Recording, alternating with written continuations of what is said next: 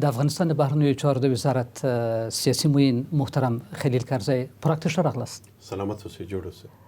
محترم کرزی، تاسو د افغانستان د سولې په برخه کې په ګڼو غونډو کې برخه اخیستې ده او د ډیرو غونډو مشري مو کړې ده. مخکې تر دې چې د سولې په برخه کې مسلې ته راشو، تاسو یو بل سیاسي فعالیت هم ډیر جوت دی.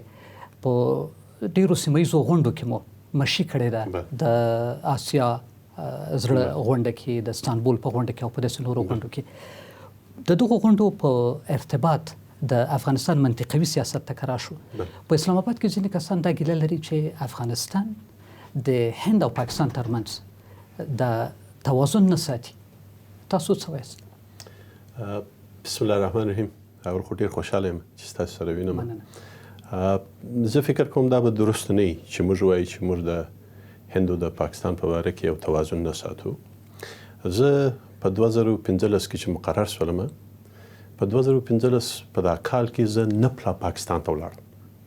یعنی دوستانو زما سره ویل چې مشر کرزی صاحب په دا ګرد د ریاست جمهوریت په وخت کې 10 پلا ولاړی، زه په یو کال کې نه پلا ولاړم. او زما دوستان به راته ویل چې زه د کرزي صاحب مشر کرزي صاحب دا ریکارډ ورماتوم په 2 کال کې. او هدف مې دغه و چې واقعا د پاکستان سره مې غوښته چې یو ښه روابط ولرو. ولې د پاکستان ولس زموږ سره ډېر ښه کړي دي. زه خپله په حیث مهاجر هلته په پاکستان کې وم، هلته مې درس ویلی دی او د پاکستان د ولس په همیشه ممنون یم. نو غوښتله مې چې د دوی سره ښه ارتباطات ولرم. هم متاسفانه زموږ مشکل په پاکستان کې د ولس سره نه دی، زموږ مشکل د ملکی حکومت سره هم نه دی. زموږ مشکل متاسفانه د اردو سره دی چې یو داسې پالیسي راخیسته ده چې هغه نه د دوی په نفع ده، نه د افغانستان په نفع ده او نه د منطقې په نفع ده. نو بیا به درته وایم چې موږ هر اړخیزه روابط ته حاضر یو د پاکستان سره، خو پاکستان دې پر خپل چلند باندې، پر خپلو افکارو باندې یو څه فکر وکړي. که راشو د افغانستان بل ګاونډي ته، د ملي وحدت د حکومت له پیله تر ننه پورې له سعودي عربستان سره د حکومت روابط ډېر حسنه شوي دي. جمهور رئیس غني ریاض ته ولاړ او د افغانستان نور چارواکي په وروستیو کې د ملي امنیت شورا سلاکار حنیف اتمر هلته ورغی او عربستان ژمنه کړې ده چې په کابل کې یو ستر تعلیمي مرکز جوړ کړي او خصوصا د سعودي عربستان د نوي ولیعهد له راتګ سره محمد بن سلمان سره دوی په دې تیر یو کال کې چې په افغانستان کې کومې چاودنې شوې دي په رسمي ډول دا غندلې دي او د سعودي عالمانو انتحاري حملې هم په افغانستان کې آرامې بللې دي. دغه حسنه روابط به تهران هغه ځای چې یو وخت ارګ ته په بوجیو کې پیسې ورکولې خوابدی نه کړي. زه فکر کوم دلته د افغانستان پر یو ډیر اساسي توازن پکار دی او موږ تر ډیر حده کوشش کړی دی چې دا توازن سره وساتو. اوس داسې یو احساس کیږي چې په منطقه کې او خصوصا د ایران او د سعودي په مابین کې د سنی او د شیعه یو رقابت دی. موږ په خپل بحثو کې په ډیر وضاحت سره د سعودي سره په دې مسله کې خبرې کړې، هم د ایران سره بحث کړی دی. د سعودي هم د پاچا سره په څو جلسو کې زه وم او هم د ولیعهد په جلسو کې ما هلته حضور درلودی. ډېر په وضاحت سره مو ویلي دي که دغه د سني او د شیعه مسله افغانستان نه غواړي چې په دې مسله کې ځان داخل کړي، افغانستان نه غواړي چې یو میدان د رقابت سي په هیڅ صورت. د ایران سره موږ ډېر کوشش کړی دی او تر ډېره حده پورې خپل هدف ته رسېدلي چې داسې روابط وساتو چې هم ایران راڅخه خوابدي نشي او هغه مسایل چې دوی ته مهم دي پر دې بحث ورسره وکړو. که تاسو اوس څو عمر د مخه یو د حکومت طرفه څه د ایران پر مسایل باندې ډیر بحث وسو او پر 5 کمیټو متفاهم سره وکړي چې په هغه کې د مهاجرینو مسله و، په هغه کې د اوبو مسله و، په هغه کې د تجارت مسله و، مواد مخدر مسله و، چې پر دغه به یو ډیر همجانبه بحث کیږي د ایران او د افغانستان په مابین کې. نو کوشش مو ډیر کړی دی د ډیر حده چې توازن سره وساتو او کوشش وکړو چې یو د بل څه استفاده ونه کړي په زموږ په وسیله یا په یو بل وسیله باندې. بله بل ګاونډي ته راشو، ترکمنستان د طالبانو د رژیم له ماتې راوروسته له افغانستان سره حسنه روابط درلودل، همداراز د تاجکستان روابط ورته دي، د قرغیزستان هم تقریبا ورته دي، خو د کاسازر له پروژې سره ممکن د قرغیزستان او تاجکستان سره روابط نور هم ښه سي او د ټاپي له پروژې سره له ترکمنستان سره. خو د دغو هیوادونو ترمنځ یو مهم هیواد ازبکستان دی. ازبکستان له افغانستان سره په وروستیو کې روابط بهتره کړي دي. آیا په 2014 کال کې چې د ازبکستان نوی جمهور رئیس شوکت میرزیایف ولسمشر شو دا روابط بهتره شول که نه؟ خارجه وزارت د افغانستان هڅې کړي دي؟ دواړه زه فکر کوم ما خپله نهایت ډېر کوشش کړی دی چې د آسیا میانه سره یو ډېر ښه روابط ولرو. ولې یو څو دلیله لري. یو دلیل یې دغه چې په هیڅ صورت ما په حیث د یو معین د وزارت خارجه نه غوښتل چې دا ګرد خپل تجارت او دا ګرد خپل امکانات یوازې د پاکستان د طرفه ورته وکتل سي. ولې هر وخت چې پاکستان وغواړي که زموږ سره دغه سپین بولدک او تورخم بند کې زموږ وضع ډېر خرابېږي، نو کوشش مې دغه و چې خپل ځان او خپل مملکت ته نور لارې پیدا کړو. ترکمنستان ته ولاړو. څو پله مې کوشش وکړ چې د اسلام کریموف په وخت کې چې هغه خدای دې وبخښي چې وفات شو، په هغه په وخت کې څو پله ازبکستان ته ولاړ سم او د دوی سره بحثونه ورسره وکړم. په بین المللي جلسو کې مې بیخي ډېر کوشش کړی دی چې د دوی سره جلسې ونیسم. بیا نوی رئیس جمهور چې راغلی ښاغلی میرزایف دا روابط تغییر وکړي. دوی خپله هم غوښتله چې د ازبکستان چې عادي 25 کاله بیخي بند و نورې نړۍ ته چې ارتباطات شروع کړي. په افغانستان دپاره یو ډېره ښه وسیله شوله. زموږ دپاره خصوصا د تجارت او د ترانزیت دپاره یو بهترین وسیله ده. د ازبکستان د طرفه څخه اوس موږ کولی شو چې قازقستان ته، موږ کولی شو چې چین ته، موږ کولی شو چې روسیې سره تجارت وکړو.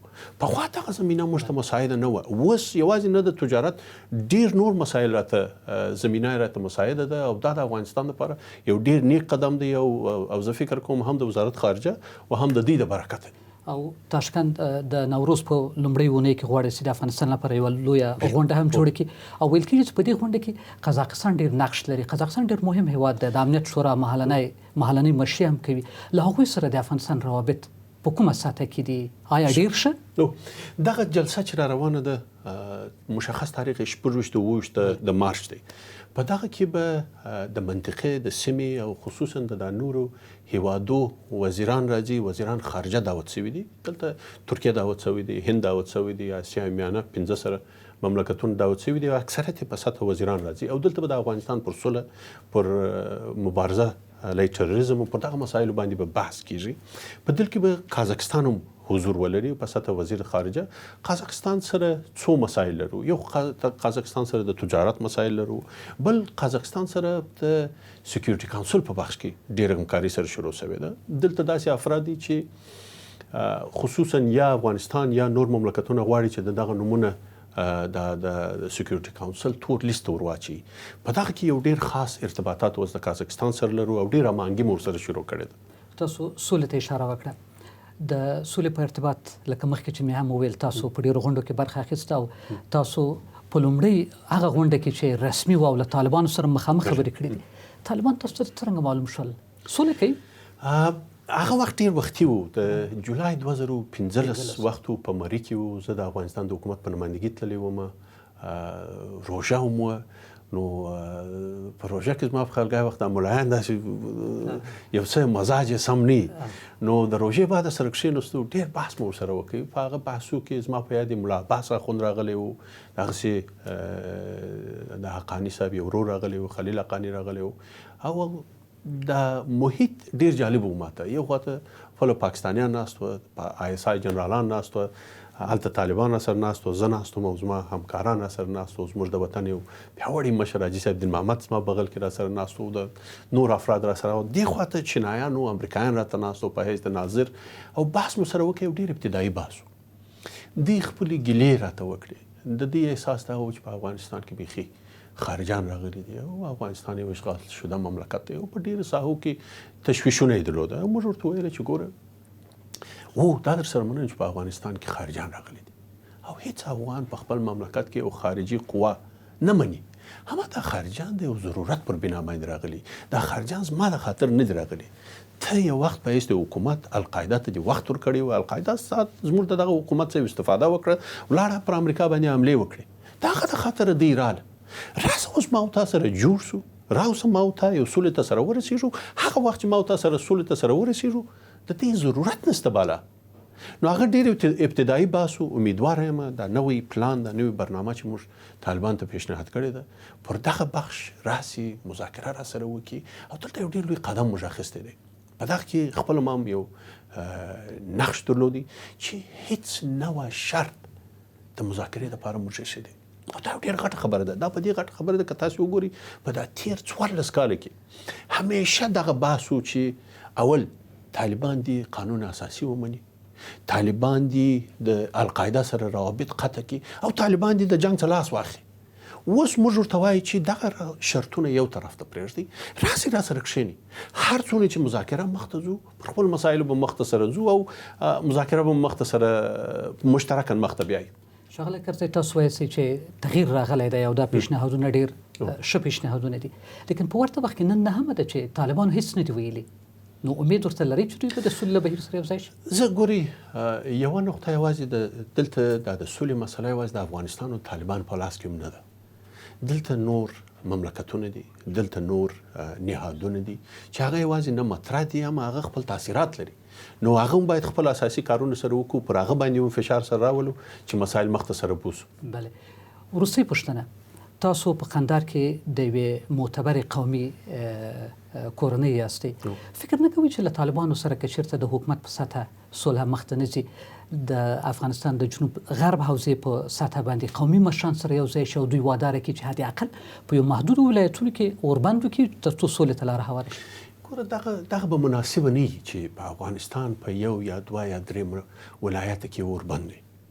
زه فکر کوم د افغانستان ګرده ولس سولې ته ضرورت لري او تر ټولو مهم سولې ته نیاز هغه اشد ضرورت شته. زه فکر کوم دا سولې په صورت عموم باید په یو غټ تصویر کې ورته وګورو او دا سوله که راځي باید ګرد افغانستان ته راسي، نه یو دوه درې ولایت. هم دا نظر دی بیخي مهم نظر دی چې په ډیرو ساحو کې اوس د ډیرو مشخصو کارو دپاره ګوره لکه د معارف دپاره زه فکر کوم د طالبان سره باید بحث وشي چې په ډیرو هر ولایت کې باید طالبان اجازه ورکړي چې هم د معارف هم د پولیو په دغه مسایل کې باید همکاري وکړي. دغسې زه ډیر په یو ښه قدم دغه ورته ګورم چې وخت چې د ټاپي برنامه اعلان شوله طالبانو ډیر ښه اعلامیه ورکړه او دا ډیر ښه اقدام یې وکړي او دا یو ملي اقدام وکړي چې ولې دغه پروژه دغسې ملي پروژه ده او په دې کې طالبان یو ملي اقدام وکړي. نو زه ډیر خوشحاله یم چې دغه احساس هلته شته او د دې څه همیشه نه یوازې زه فکر کوم ډیر خلک ځینې خوشحاله کېږي په دا اقدامو باندې. محترم حکمت خلیل کرزی، مننه چې په دې مرکې کې مو برخه راخوړه. سلامت اوسئ.